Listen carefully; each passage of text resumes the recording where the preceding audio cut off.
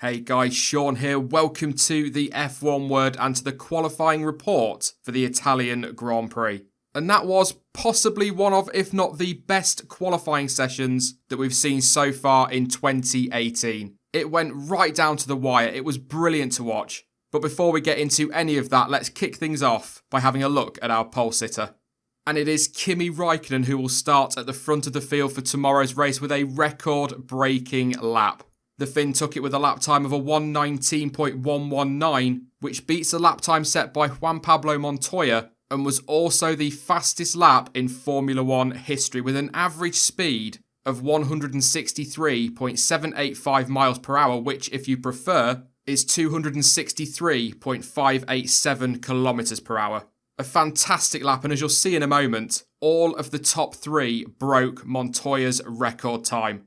And it was a great result for Kimi Räikkönen, who, let's be honest, has come very close several times this year, and last lap mistakes have cost him. But he's finally been able to put that lap together, and he's delivered a belter.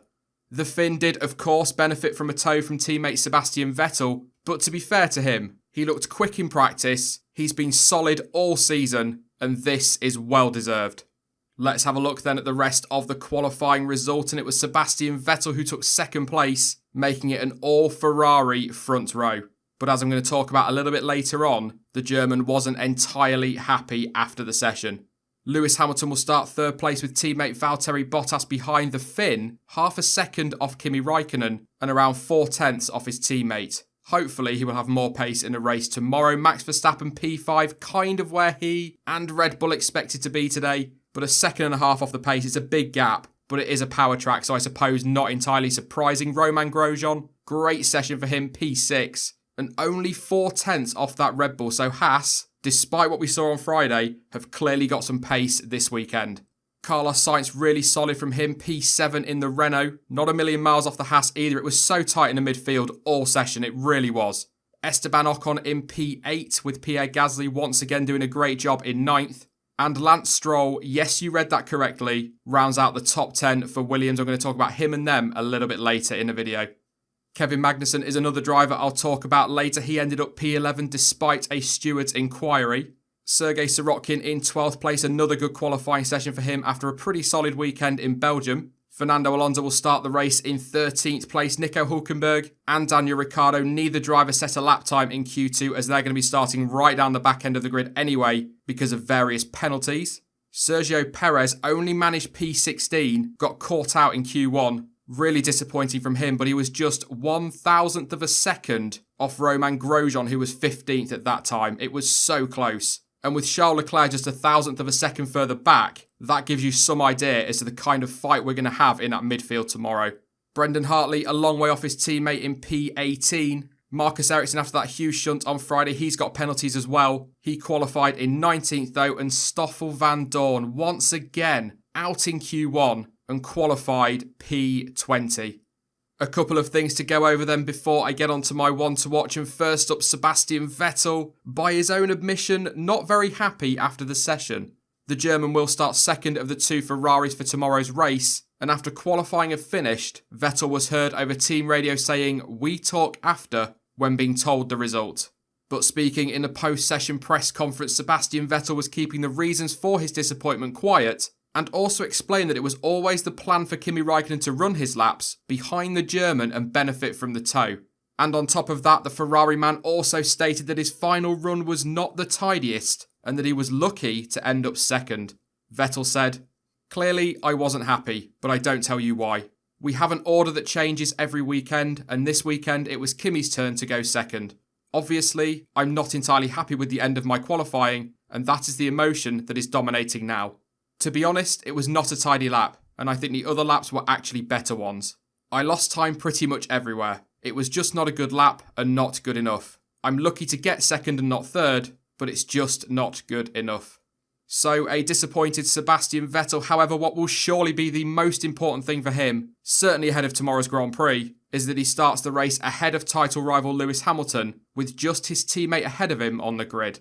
And of course, that raises the big question, what will Ferrari do? Will they make the switch, or are they going to let them race? It is certainly going to be an interesting one tomorrow.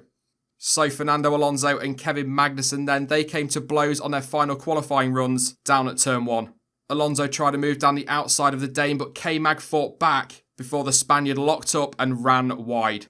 He then slowed right down and, for want of a better term, cut off the Haas, with both drivers' laps being compromised and their chances of improvement gone. But it all started on the run down to the Parabolica when K-Mag breezed past a slow Fernando Alonso, who was warming his tyres in preparation for his flying lap, but the Haas slowed in the corner, which I can only assume was to make space to the car ahead, which left Fernando Alonso close out of Parabolica, and that gave him the chance to make the move in turn 1.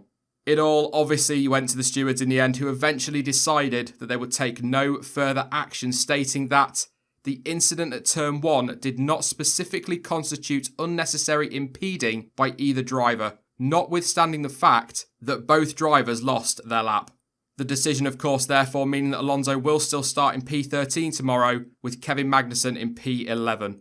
Now, there are also some reports that Kevin Magnussen had a few choice words for Fernando Alonso. However, at time of recording this report, I've not seen those quotes, but if they do surface, I will go over them tomorrow.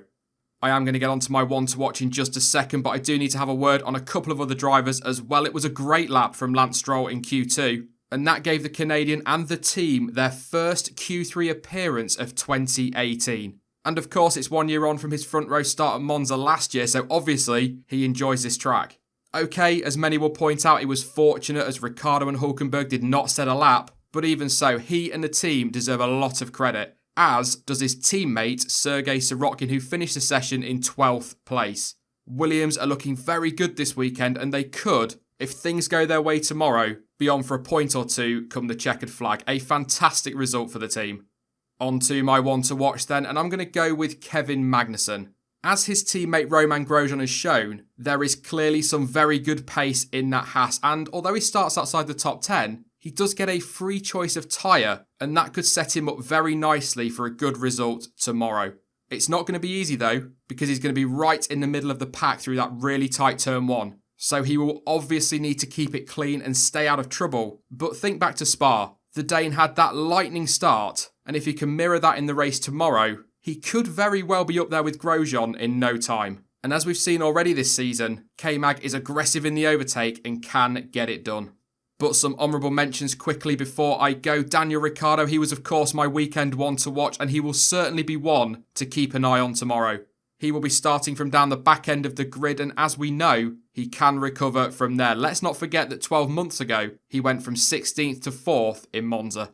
And you could probably say the same, therefore, about Nico Hülkenberg with him starting out of position, but also watch out for Sergio Perez. The Mexican getting knocked out in Q1 was probably the big shock early on, and as Esteban Ocon has clearly proven, there is very good pace in that Force India. So that is 3 drivers out of position looking to come back through the field. That could get very tasty. That is it for the Italian Grand Prix qualifying report then, and now we know how they're going to be lining up. Who do you think will take the win tomorrow? What is your top 3? And who is your one to watch? Let me know your thoughts in the comment section down below. Now, all being well, I will be back live tomorrow at 1:30 PM UK time with the Italian Grand Prix watch-along. And of course, we will also be live around 5 PM for the race debrief. In the meantime, though, you can follow me on social media. Links to Twitter, Instagram, Facebook, and to Discord are all in the description down below. But as ever, thank you for watching. I've been Sean. This has been the F1 Word. And until next time, goodbye.